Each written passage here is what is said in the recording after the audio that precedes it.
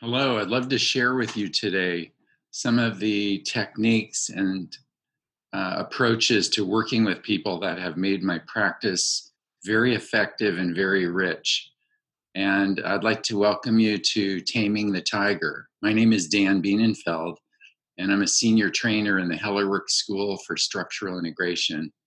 I started my career in 1978, and I was very young then, yes. And I had severe scoliosis.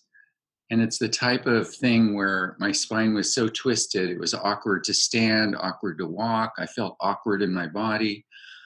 And I was very uncomfortable and shy. And I went through structural integration, also known as Rolfing, and my body straightened out. I grew I grew an inch and a half. I was no longer shy. I had a big change in my personality, and I became comfortable for the first time in my life. And as great as that was, about a year after I had the structural integration, my body started twisting again and becoming painful, and as it had before. And I was lucky enough to go to a gentleman at the time who was the president of the Rolf Institute for some advanced Rolfing. His name was Joseph Heller, who became the founder of Hellerwork and eventually my teacher. And when I went through the work with Joseph Heller, he showed me some of the things that I was doing with my psyche and with my body that I had no idea that I was participating in. For example, I had no idea that I was moving in a way that was contributing to my scoliosis. And he showed me, in addition to doing the Rolf work, how to be in my body in a new way where I could use it with alignment, and instead of tightening up and twisting, I could actually find a way to be comfortable in my body where I didn't have to twist and recreate the scoliosis. In addition to that, he also showed me how a lot of the feelings, emotions that I had inside were actually causing me to twist instead of expressing myself. So it was really a gift of my life. And when I started training with him and doing structural integration, his approach included those two things in addition to the body work, the movement work, to really take the body into a new place so that the body doesn't go back to the old way. And he also included a process, you could call it dialogue or inquiry, but it took me into the exploration of the relationship between my mind and my body, something that I did not get the first time I went through Rolfing because that part was not included, as great as it was.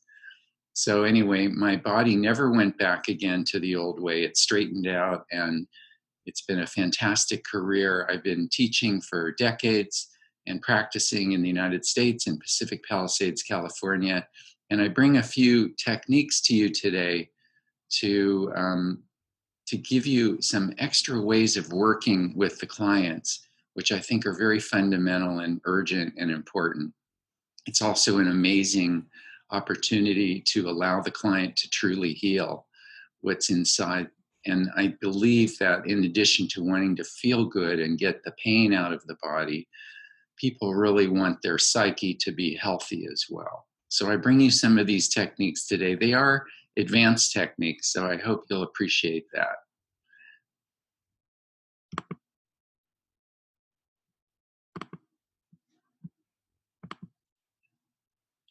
So taming the tiger, healing the inner wounds. Our inner wounds can become a wild beast, or they can dissolve and release. Maybe even reduce in intensity and become tamer and more manageable. So that's really what I bring you today. You can learn to tame the wild beast. To connect with what is going on inside gives a voice to the wild nature. And with this voice expressed comes healing. Healing is giving love to the places inside that hurt. And part of giving love is allowing the expression to express. This is done with dialogue, a form of connecting with ourself. And yes, a little dialogue goes a long way. What is dialogue? Dialogue is the conversation where the body, mind, and spirit meet. And it's an amazing tool to use with work with fascia and structural integration in particular. Now, therapeutic dialogue, here's how it works. How to give more value to your clients through your words and conversations as with your touch. To create connection and enhance awareness of the mind-body connection, and to identify emotional patterns that create tension and strain and stress in the body. Why dialogue? Why do we do this? Well, I started to tell you about this when I was giving you a little example of my own process going through it. Dialogue helps clients bridge between the body issues and their psycho-emotional patterns. Dialogue allows greater integration between the being and their body. Healing and completion of old traumas and conditions is much deeper and lasting with dialogue. Consciousness and awareness, when articulated and witnessed, accelerates evolution. Because the body is speaking, are you listening? And what is it saying? To listen and understand what our body is saying allows congruency between the psyche and the soma. That's the psyche and the body. This makes harmony possible. And harmony is what we really are all looking for. Dialogue defined. Dialogue can be defined as a way in which to release and clear out issues or processing these issues. Let's all close our eyes and listen for a moment to the internal dialogue. Just listen for a moment.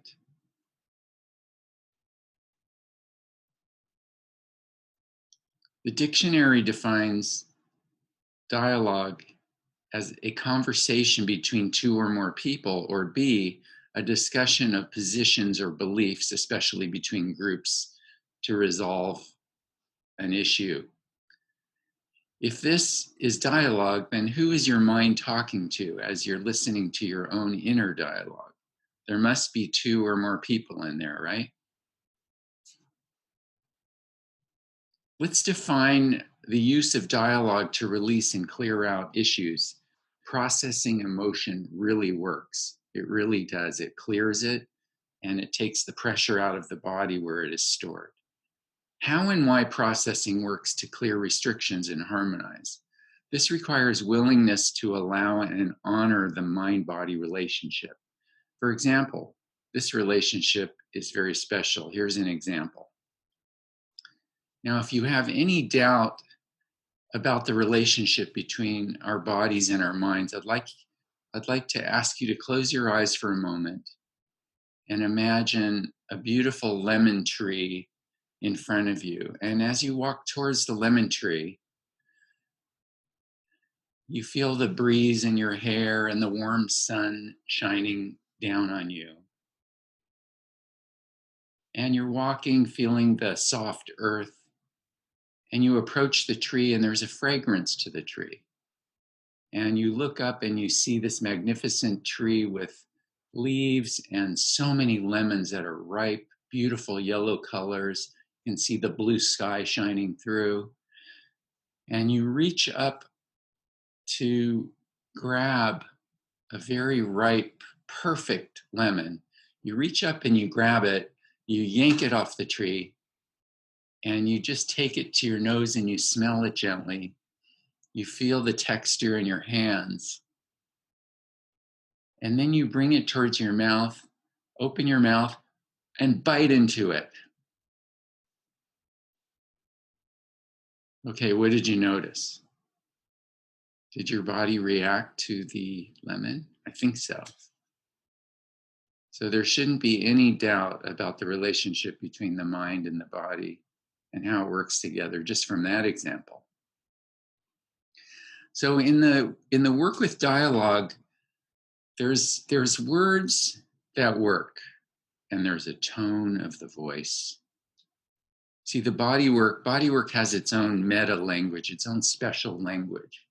it's different than everyday language. For example, we might use terms like allowing or experience or connecting or discovering. So when I'm working with a client, I might say, now just allow my hands to press gently into your chest, or allow your back to soften with the pressure of my elbow. And I might ask the client, what are you experiencing as this is happening? What are you experiencing inside? I might ask the client to make a connection between their knee and their foot. And I might invite them to discover the sensation that's under the surface. So we have our own language in body work and in dialogue that includes body work. Now we're also working with the power of suggestion and imagination. So for example, with your own body right now, just find a place in your body where you feel tension. So I'm feeling a little bit in my right shoulder. So go ahead and find a spot and just put one of your hands there. Okay, now what I'd like you to do is just direct your breath into that area and begin to send love into that area. Yes, love from your heart, a feeling of love that you're sending into that part. And as you do that, notice what happens. Something actually starts engaging or opening up or expanding. You might feel tingly sensations or something. There's going to be sensations that are going to result from your conscious and loving direction of your energy into a part of the body where you feel tension. You might not feel relief right away, but you can actually begin the process by bringing your loving attention there. That's the power of suggestion and imagination. Now, today there's two types of therapeutic dialogue techniques that we'll focus on. One is called somatic focusing facilitation, and the other one is called body awareness dialogue. So for somatic focusing facilitation, I'd like you to I'll give you an example, and then we're going to go more into it in a moment. So go inside your chest. You can close your eyes, go inside your chest, and notice what you're experiencing on the interior of your body there, inside. Pay attention to images that you might have, colors, associations, beliefs, people, places, events. We're just taking a moment here so you can see what this is. So this is a technique where you go inside and you explore what is inside, what is your body energetically holding in the fascia, in the energy field. Because in a few moments, we're going to work with this and do some techniques to bring it out. Okay. And secondly is the body awareness dialogue. This is where we utilize breath, movement, and sound to help release the holding and restriction patterns held in the area, creating autonomic discharge. Autonomic discharge is tension and residue that's held in the nervous system in a particular area of the body. And this actually, when we approach it and release it, it actually comes out. It's fantastic. You'll see what I mean. Now, these approaches access emotions, which are stored in the body. When emotions are stored and not addressed, they turn sour and create acidic conditions that often tension and pain. When they are connected with, as we are going to do, they release and the healing can occur. It's beautiful. You'll see. First, let's discuss how issues get stuck in the tissues. How emotions and experience get stuck, emotions in fascia. Well, it's very simple. When we have an emotion, which is an involuntary response to a trigger, when we have an emotion, it goes into the body, and usually, if you look at an infant, there's an expression that comes out immediately. But as we get older and more socialized, we don't express or show these emotions, so we hold them. So for example, in my shoulder a few minutes ago, I said I felt some tension there. When I tune into my shoulder, I feel pressure from needing to push things, push myself to make myself do things. So there's an emotion there that's that I'm resisting, that I'm feeling it there, and it's tightening. So that's how the fascia in the part of the body responds to the tightening. And when we tighten something a lot, the body creates more structural tissue there, and that results in binding it and creating more of a gripping pattern. So if I do that a lot, my shoulder is going to get very hard and tight. Seeing the patterns with our clients, we begin to be able to analyze, and through palpation skills and also movement observation, to observe the clients and seeing where they're holding. And our hands are sensitive in body work. We're trained to feel things. So when we're working on someone, we can feel, oh my gosh, that's a tight spot, that's hard, but it's more than just muscle tightness. There's actually a feeling in there that emanates some type of sensation. It might be thermally hot, or it might be spiky or sharp feeling, or your hands might ache when you're touching them. There's some sign that there's emotional content stored in the body. Now, how we introduce dialogue with our clients, we simply say, if you'd like to really heal, we're going to be talking to some of these patterns inside the body so they can be released. And usually clients want to heal. They don't want to hold on to their pain.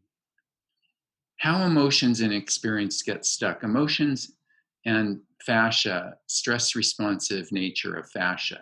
As I said before, the body is always training 24 hours a day, 7 days a week. So when I'm tightening in my body, in certain places constantly, the body will actually start to harden there by the fascia importing more structural tissue. And it's accommodating us to the holding, and that's how stress and fascia work together. There are 4 main categories of emotional intelligence, according to the Wolf Training Institute, the creator of EQ 101, a fantastic book. One category is that a client will be unaware that they're having an emotion.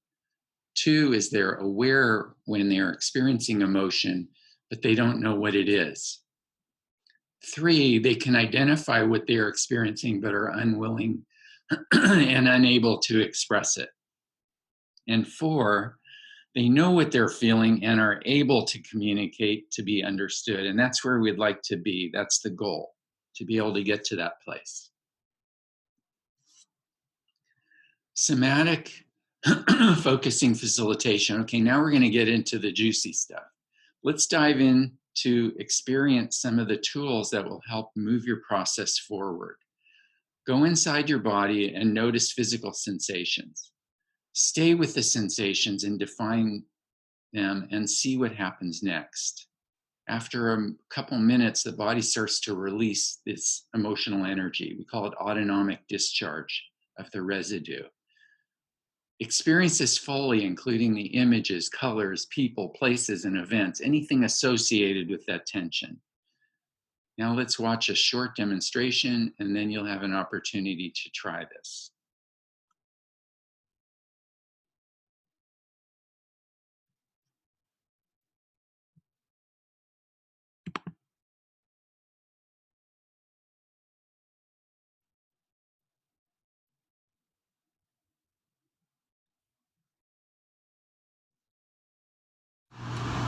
And so I want you to imagine the bone that goes all the way up here, the longest bone in the body, the femur, and just visualize around it all of these muscles just letting go. You don't have to hold here at all.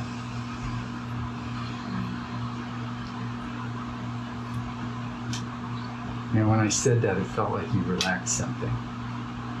Mm-hmm. This to me feels like something everyone has at some place in their body, but a holding pattern. Mm-hmm. To really hold in this area. Mm-hmm. So let's go into it a little bit. Just bring your mind's eye inside, so you can really sort of see, sense, and feel the interior. And when you bring your mind's eye inside, just notice what you see. You might see shapes or colors or a number of things. Anything particular pop into your field? Like a whole bunch of people scattering. Scattering? Yeah. Huh. What do you associate with that image? I don't know. Just the little men in my body scattering.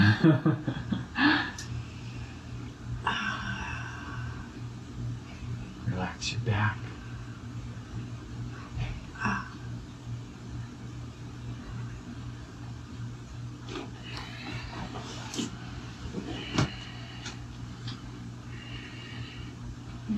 Now let's see what you associate with the clenching. I'm calling it clenching. Mm-hmm. Go ahead and clench slightly, both legs. What do you associate with that holding? Support. So, armor. Yeah. Okay. And if you let it go, if you just let it go, what do you associate with that? I don't know, I just saw a garden in ancient Roman times. Good, okay.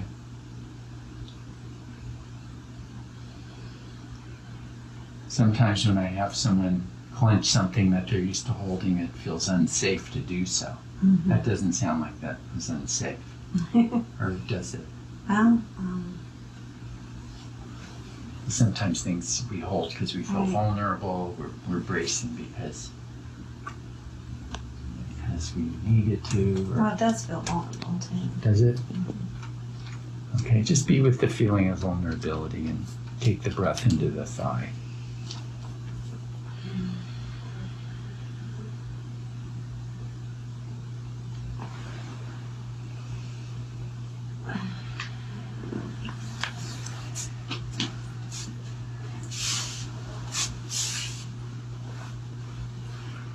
And just lift the knee a little bit, and down, and up, and down, and up, and relax, and let it go, and up, and down, and up, and relax, and release, and let it go, and up, and let it go. Okay. Whew.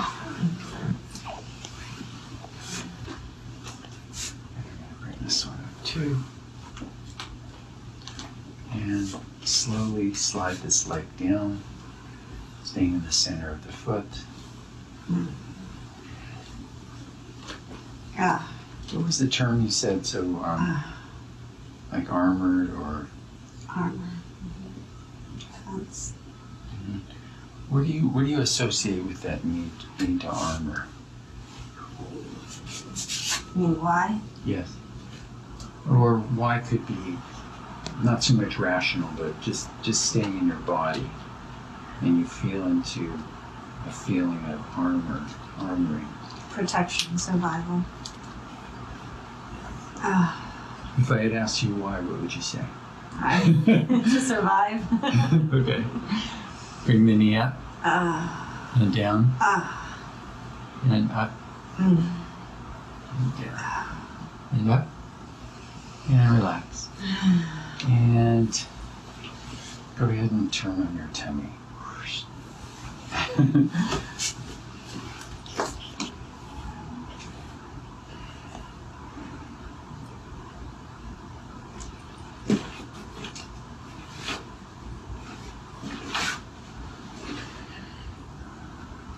By the way, you might be someone when they feel they need to protect or or armor that you tighten there. Other people will tighten somewhere else. Everyone has a place they do that. So Probably tighten my jaw too. most of us have multiple places. And it's it can be a reflex. But it's interesting, even if it developed out of a need or a feeling or a situation, the fact that the body got used to holding there, it keeps that in the body. So as we release it, the pattern itself has an opportunity to dissolve, especially if you're conscious of it. I mean, the very best way to handle this, in my opinion, if you want to see it through, is to check on those thighs, X amount of times a day, noticing them gripping and then relaxing them. And in the moment, just ask yourself, what am I experiencing right now that I'm gripping there? And is it true? Do I need to guard right now? Is it safe or not? Because the body's acting out of habit otherwise, just holding just in case it's not safe. Right.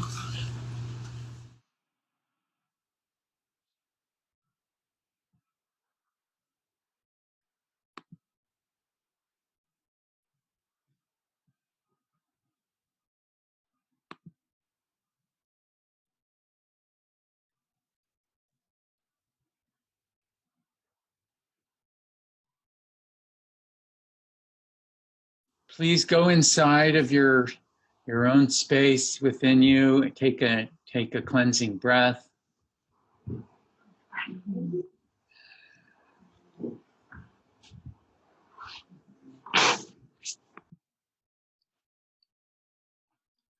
Oh yes, now it's your turn. So what I'd like you to do is get comfortable in your chair or lay down on the floor as you see people do in the picture. And we're going to just do a very short version of this so you can get an experience of it yourself. So if you're going to facilitate it, it's very important that you first get to feel it yourself in your own body. So here we go.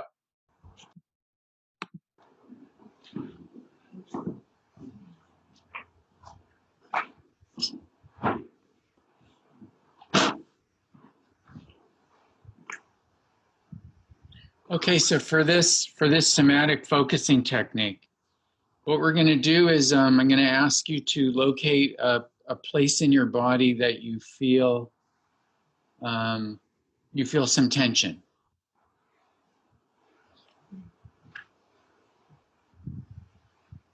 We're going to probably be here for about 15 minutes in this position. FYI, maybe a little longer. So make it a sustainable one. And if you're uncomfortable, you can always move. So locating that place, if you can touch it with your hands, you can just rest your hands on that place. A place that you may be feeling pressure or discomfort. Now you'll also know in this work we have, oh, never mind, I'll cover that later. So your hands are touching the place where you feel that discomfort or tension. And just take a gentle breath right into the area to meet your hands, if your hands are touching it. If you find your mind wandering, just keep bringing it back. And so I want to invite you to go inside that area in your mind's eye. If you could microscope in or telescope in. So we have an inner eye that can actually see, sense, and feel what's going on inside of us. And if you have multiple places, just pick one. It doesn't have to be the big bopper. You can do you'll have an opportunity to do many of these over time. So just bringing your hands to meet and your mind's eye on the inside to meet. We'll start with visual. Just notice what you see when you go in there. Notice and just invite any image to show up.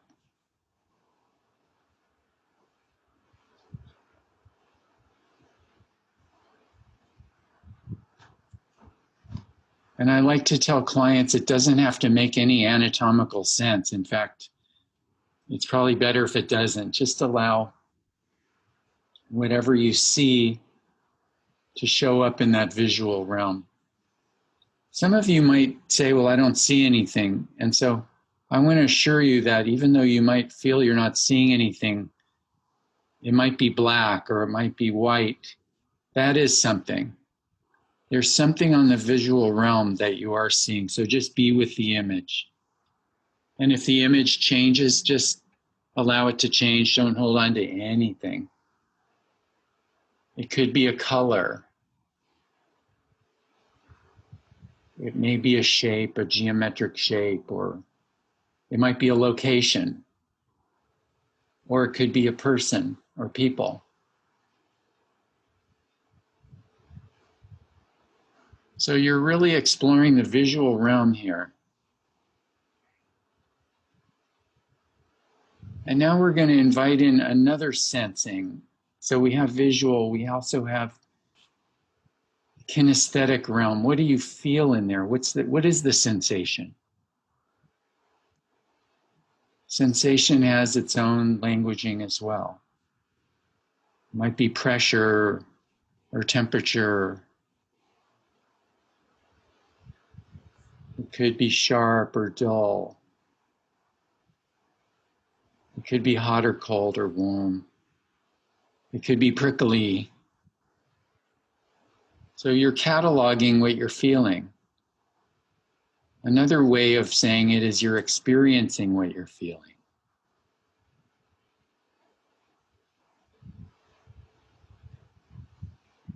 And as you do, it may become even more,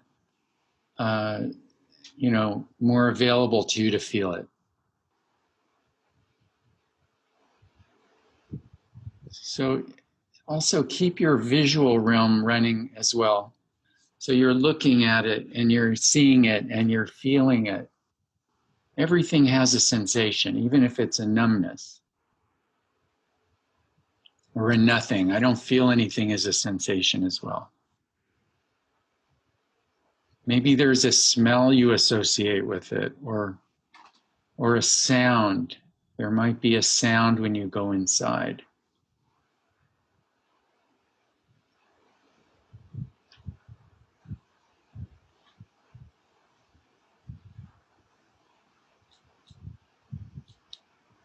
Now, we're not doing anything interpretive here. We're just experiencing it just the way it is. Maybe there's a taste that's coming up for you.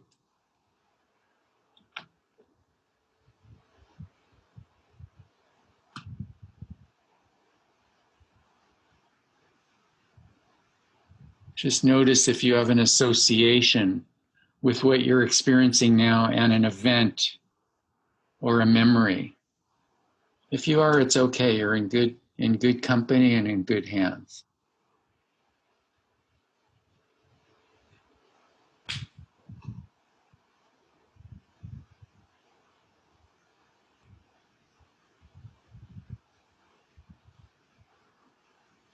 Good. Noticing again, kind of coming back around. What are you noticing with the sensation? What are you noticing with the visual? What's happening right now? What are you experiencing?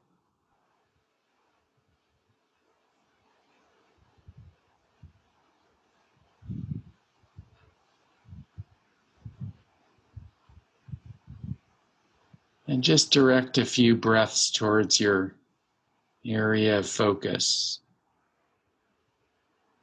So this is a somatic focusing technique. We're actually going in and we're experiencing and exploring what's going on inside.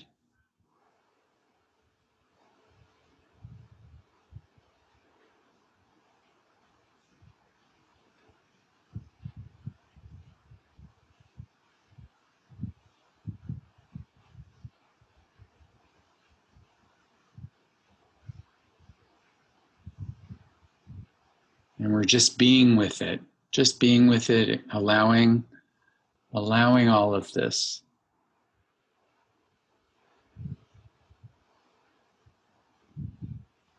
You're doing an excellent job of being with your area of focus.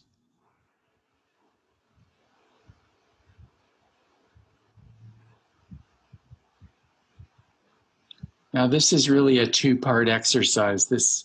What we've done so far is part one.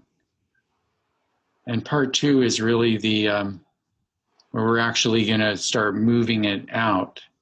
But we're going to take a little intermission between because I want to have a little bit of a talk. And so I'd like you to just, if you feel like you need another minute, go ahead and make your peace with your situation. And if you feel complete that you've identified it, experienced it, then go ahead and come back to sitting up, and we're gonna talk about it a little bit.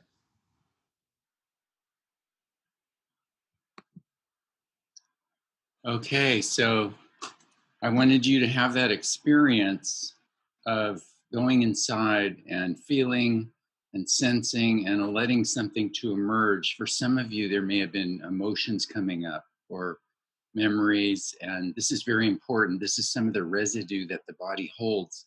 Oftentimes it becomes chronic pain and tension and even disease. So this is important to get in touch with it. As I mentioned, this is a two-part exercise. So the second part is where we go into body awareness dialogue.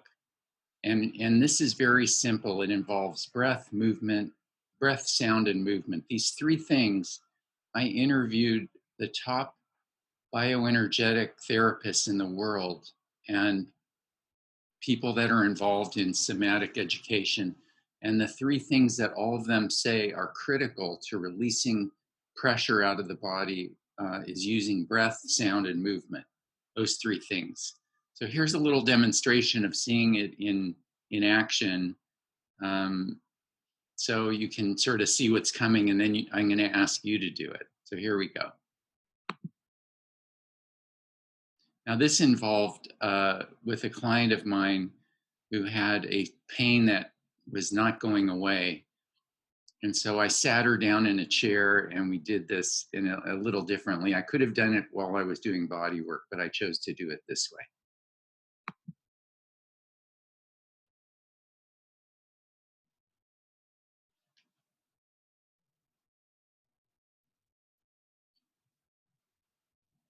One more thing I'd like to do with you, directly related to that place in your back, is I'd like you to tune into it.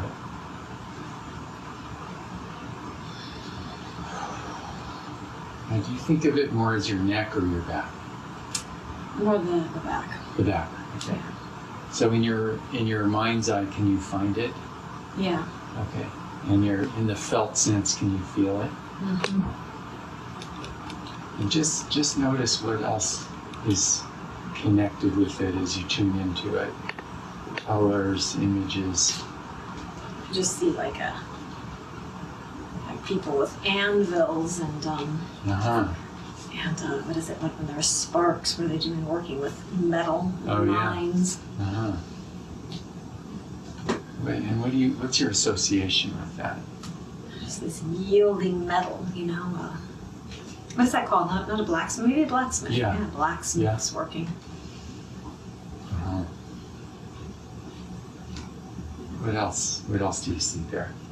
The hammering and the sparks, but the blacksmiths working in it dark. Can you hear it? Yeah, a little bit too. Yeah. What's the emotional overtone or undertone of either the image or the what you're feeling in there when you tune in? Conquering. So in a way, it's a very positive image, isn't it? In emotional languaging, though, that wouldn't be quite a term like Right. conquering it. What would aspiring to, or There's more anger. anger? Driven. Yeah. Okay, just tune into that for a moment and see what happens next.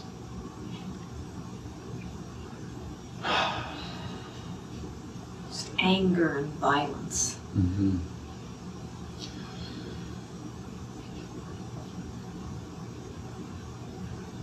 See if there's anything else that shows up in your imagery or in your... Just like a medieval dungeon. Uh-huh. Are you seeing a scene? Are you in the scene? Well, I see like the blacksmiths, and I just see dark and Yeah. dark metal. And, Very dark. yeah. Okay. What is this image and this experience of going in here, seeing this metal, seeing the dark, the dungeon? What is this, if it were a message, what would it be giving to you, Christina? You gotta stay in control. Uh-huh.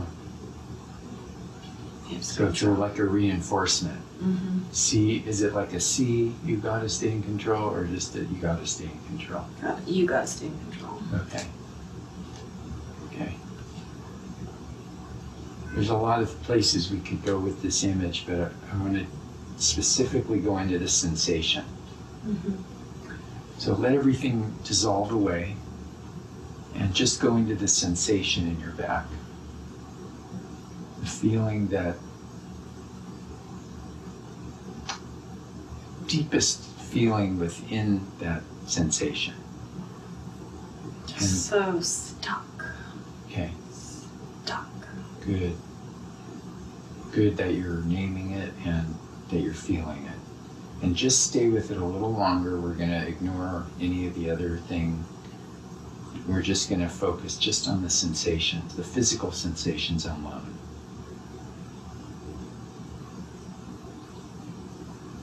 Stuck and irritated.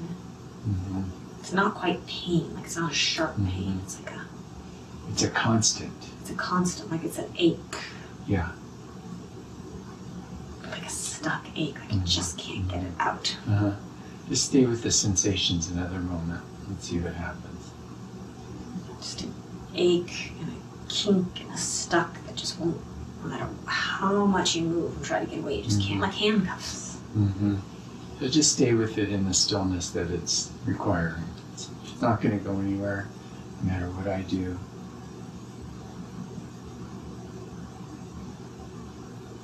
There's a feeling there too. Mm-hmm. What is it? Despair. Mm-hmm. Yeah, despair. Complete despair. And we're touching into it, but I also want you to keep one of your feet on the door of the reality of your life, the competence that you have, the talents that you have, the opportunities you have, and the qualities that you have that are so supreme. Can you also keep your one foot in that door as well?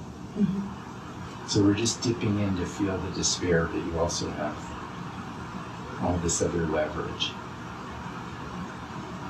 on the other side. We'll tune into the sensation again and see what's happening.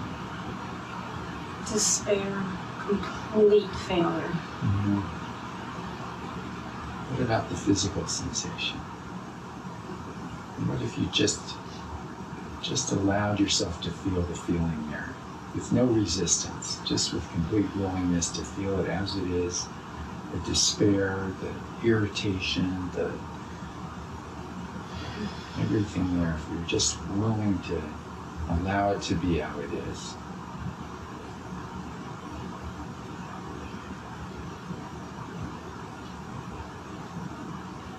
Slightly just like a gag, like that gag that I have, and then also just like no hope. No hope. Yes. Now let's say something's gagging and something wants to come out. Just tune into that within that would If you weren't holding the bay back, it would come. Oh, just so much vitriol. Yeah. From so deep down. Yeah. Just stay with it. You're in good hands, and just allow yourself to feel the vitriol. Just so much forced, stuffed in. It just it needs to come out, but you can't let it out. Can't let it out because you're gonna be punished. I mean, this is punishing. Yes. This is punishment. It also is, it's punishment, but it's also, yes, that is the punishment for not letting it out, yes. Yeah. That's the part you think of this as a frozen gesture. If I could, I would come out with this. It's natural to come out with it. Right. Would you scream? What would you do? Would you move? Would you punch? Just vomit. Just seeing green vomit, just spewing out. Good. So just imagine all the energy coming out of you with the breath, as if the breath itself, as it leaves your body, as it leaves your nose or your mouth, it's taking with it a lot of the stuff that's inside the feeling. It's a gag. Okay, and just dip back into the reality of your life a little bit. The resources that you have, the competency, the beauty, the talents.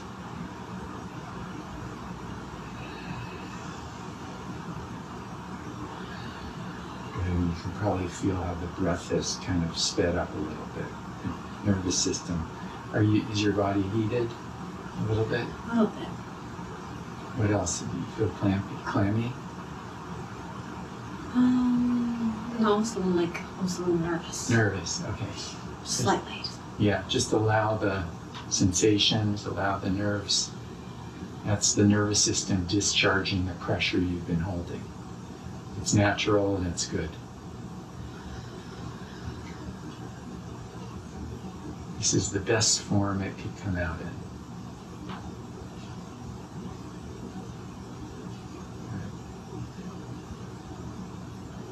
Good. Go back to the sensation, Christina. So the sensation of your back there, just tuning into it, and just share what you're feeling physically.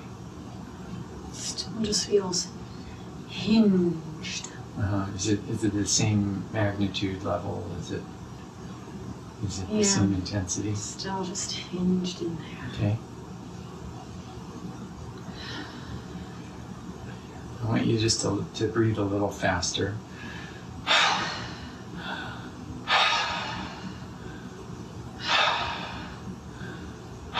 And center the breath, and keep going with the breath and center it into your back. And you can move it a little bit to breath and movement and sound are the ways that these things come out of the body. And we're going to do this for maybe a minute or two. I'm doing it with you.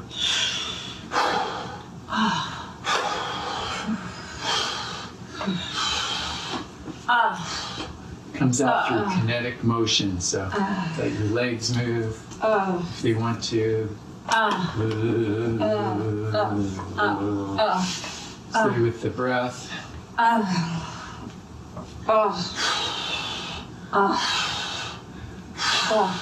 And imagine as you're breathing that all the residue from that area is coming out through the breath. You could paint the residue red and it's just coming out. We're just going to throw it in a big bag.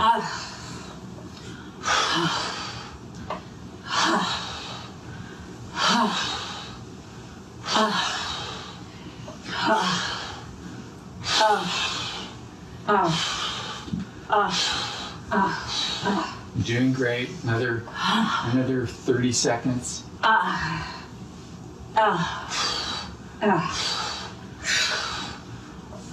The movement wants to happen faster with more.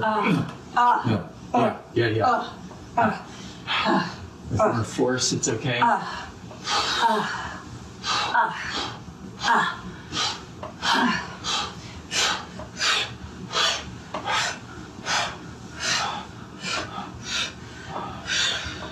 Good. You can slow the movement down a little bit. You can get a feeling of the room. Get a sense of your own space and your body and the feelings that are present.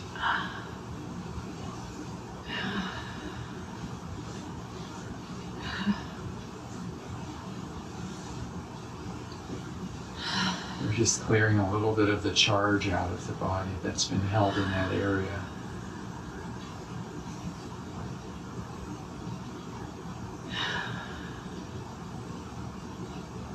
When you feel comfortable, just come back to your line, the sense of this inner line coming all the way through you.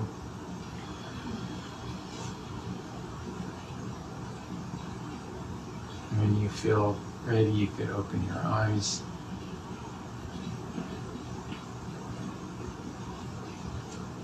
Yeah. So a lot of that was this insight coming out. Mm-hmm. And you know, there is more. Mm-hmm. And so I want to recommend you make a date with yourself. You could do 2 minutes a day or 10 minutes or an hour a day, you know, in a day. You won't have to do this very many times. But to let that residue come out, it really wants to come out. And because it hasn't come out, it's hurting you. Mm-hmm. So you can activate it to come out through breath, movement, and sound. And the guarantee is it's going to help. Mm-hmm. Release this. Guaranteed. Mm-hmm. Yeah. How do you feel right now? I feel a lot freer right through here. Mm-hmm. This still feels like it has the anvil, mm-hmm. but I feel freer. Yeah. More with this. Good. Good work doing that.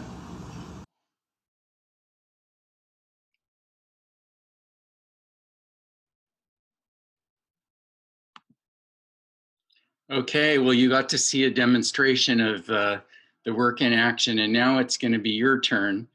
So I'd like to have you get comfortable, and you can be on the floor or in a chair, as you just saw. And let's do it.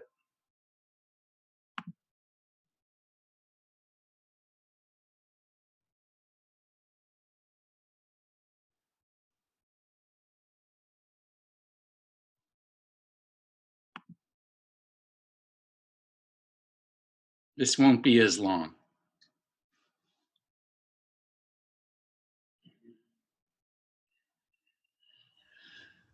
So in part one, we identified an area that was uncomfortable or expressing some sort of tension, and we placed our hands on it. We explored it with imagery, and we investigated, you know, what am I seeing, sensing, or feeling?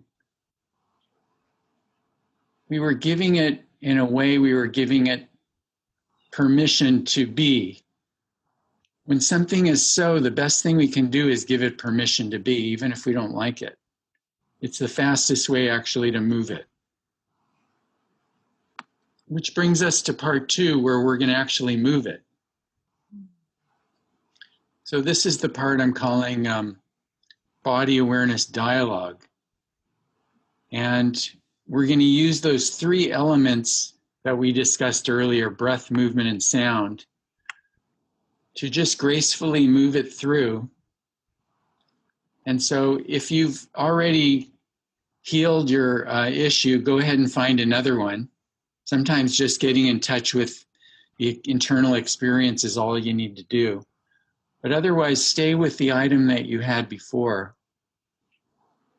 And what I'd like you to do is just begin taking some gentle breaths into that area. And we're going to take consistent, gentle breaths. It's not going to be accelerated. Unless you choose to, you can accelerate the breath, but I'm going to recommend that you keep it gentle at this point, especially Cindy Joy. Or if you feel like there's something heavy duty in there, it'll be better to be, you know, gentle. If you feel like you don't feel that much and you know something's in there and you want to bring it out, you can accelerate the breath a little bit. So just Take some breaths in. This is going to be an exercise where I want to encourage you to let the breath really move. I know you're wearing masks and it might be an encumbrance. And we're just going to have to work with that. Good. As you bring the breath into that area, imagine that you could breathe in right through that area, that was your mouth. You can imagine a big open mouth there, just inhaling it in.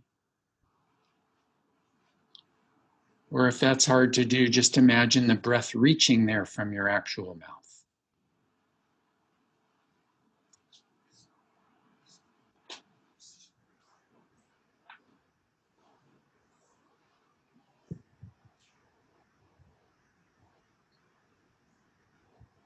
Good. Keep the breath coming. What we're doing is we're adding vitality to an area where something's been stuck. The breath is actually the vital element to begin the movement.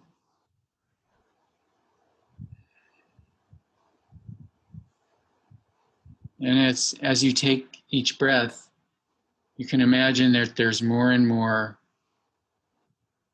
vitality coming into that area where it's been clenched or tight or uncomfortable.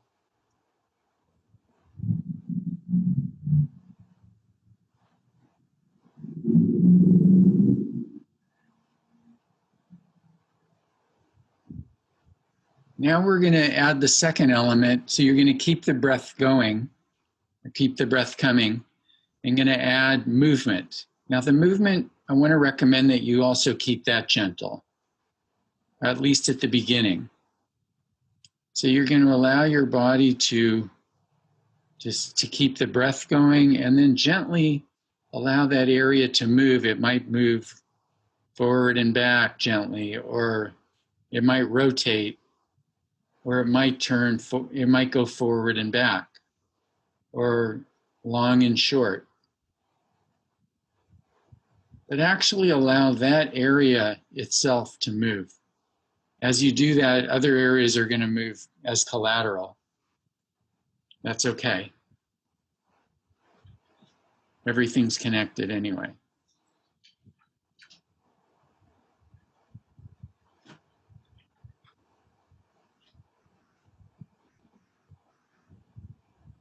So you can keep the movement happening and the breath happening.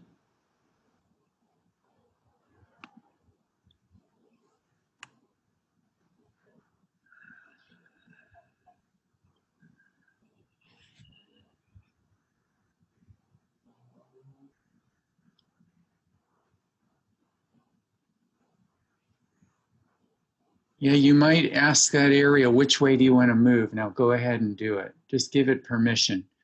Now, if it doesn't want to move, then make a choice, but recognize that if it feels like it can't move, that's different. If it can't move, maybe move around it a little bit and try to get the rest of the body to coax it a little bit into movement. If it's saying no, then you can honor it or you could negotiate with it. Because the next element that we're going to add is sound. And so if that part could speak or make a sound, even the sound of the breath, allow it to let out a guttural sound or you might hear your neighbor. And please be open. You're perfectly safe where you are. But also, please allow yourself to release the sound within that might be stuck in that area. It might be a phrase or a word. It might be your voice or someone else's. It could be happy. It could be scared.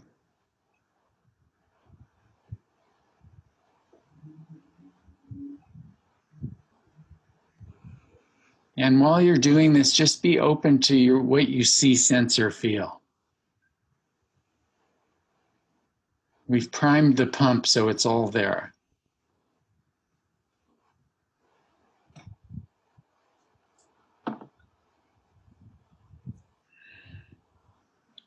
If you feel like you need a little more energy there, you could accelerate or take fuller breath. Again, I caution you to accelerate it too much, but just give it a little more juice if it needs it, because we want to give it enough accent for it to come out. It's like a hairball.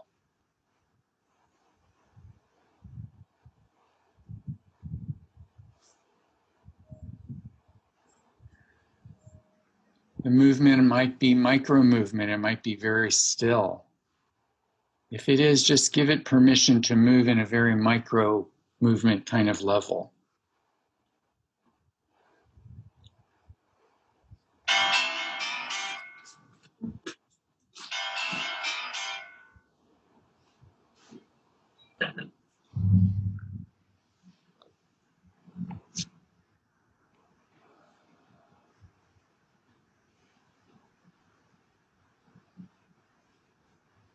Good. Keep the breath coming.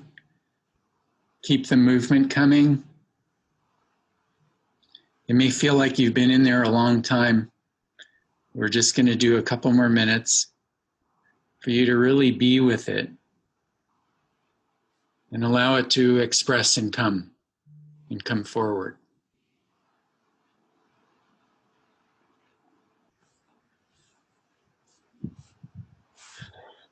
Whatever that is in there may have been waiting years or decades to come. Or maybe it was from something from yesterday. Chances are, though, it's a pattern.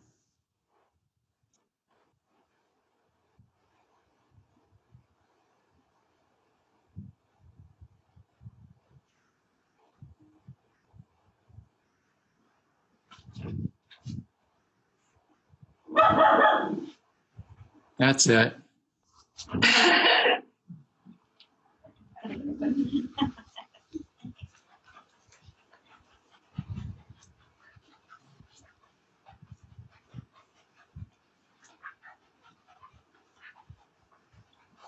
So wherever you're at with your process, I'd like you to come to completion in about the next 30 seconds. You could slow down the breath. I'd like you also to give yourself some prizing or appreciation for going inside to something that might have been uncomfortable to explore in the spirit of freeing yourself.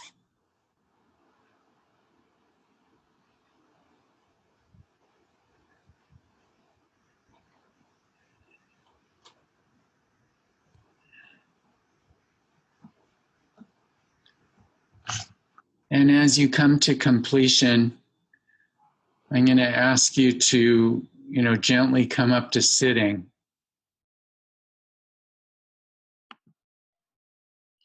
Well, congratulations for going into that, for being willing to do that. Now, this is a process you can do while you're doing body work as well. While you're working on someone and working in a place where they're holding something, you can have them moving it and breathing it and letting sound out. So just know that you can do this while you're doing body work or at a separate time. It's a beautiful technique and it really works. If someone does it 2 or 3 times, usually the pattern disappears. And so it's very effective. Anyway, along with body work, it's a great combination. And when can you do this? You can do it when you're ready to facilitate this. So that's why I wanted you to try it first. Now, how can you learn more? You can contact me, Dan Bienenfeld, at bienenfeld@aol.com. I've loved working with my friends in Poland and hope to do a lot more work in Europe.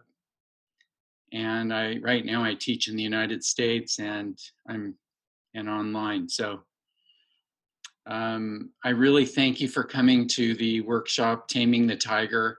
I hope your tiger is more tame now. And don't forget, though, it's good to be a little bit wild. Thank you for coming.